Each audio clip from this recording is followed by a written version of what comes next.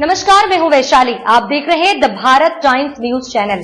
आइए रुक करते हैं आज की बड़ी खबर पर। बीजेपी नेता रमेश बिधूड़ी विवादों के घेरे में एक और बयान। नई दिल्ली में बीजेपी नेता और पूर्व सांसद रमेश बिधूड़ी एक बार फिर चर्चा में है। पिछले एक साल में बिधूड़ी ने कई बार सुर्खियां बटोरी, चाहे वह विवादित बयान हो, मुस्लिम सांसद पर आपत्तिजनक टिप्पणी हो या आगामी दिल्ली विधानसभा चुनाव के लिए टिकट मिलने की बात हो।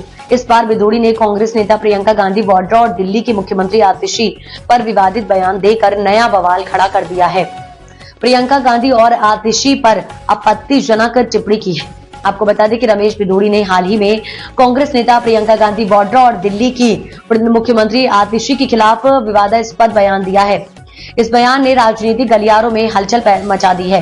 कांग्रेस और आम आदमी पार्टी आप ने बिधूड़ी के इस बयान की कड़ी निंदा की है। कांग्रेस ने रमेश बिधूड़ी के बयान पर कड़ा ऐतराज जताते हुए बीजेपी से माफी की मांग की है। कांग्रेस प्रवक्ता ने इसे महिलाओं का अपमान बताते हुए बीजेपी पर साधा निशाना है। आम आदमी पार्टी की तरफ से पूर्व मुख्यमंत्री अरविंद केजरीवाल ने बयान जारी करते हुए कहा कि दिल्ली की सभी महिलाएं महिला मुख्यमंत्री के अपमान का बदला लेंगी। यह पहली बार नहीं है जब रमेश बिधूड़ी विवादों में फंसे हैं। इससे पहले 2023 में संसद में एक मुस्लिम सांसद पर आपत्तिजनक टिप्पणी करने के बाद वह आलोचनाओं का सामना कर चुके हैं। इस बयान के कारण विपक्षी दलों ने बीजेपी को कटघरे में खड़ा किया था। हालांकि उस समय बीजेपी ने इस मामले पर सफाई देते हुए इसे व्यक्तिगत विचार बताया था।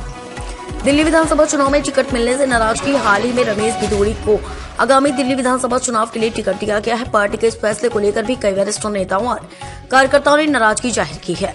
उनका मानना है कि बिधूड़ी की छवि पार्टी के लिए नुकसानदेह हो सकती है। बीजेपी की तरफ से अभी तक इस मामले पर कोई आधिकारिक बयान नहीं आया।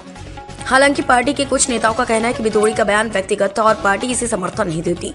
रमेश बिधूड़ी की छवि एक विवादित नेता की रही है। वह कई बार अपने बयानों को लेकर चर्चा में रहे हैं।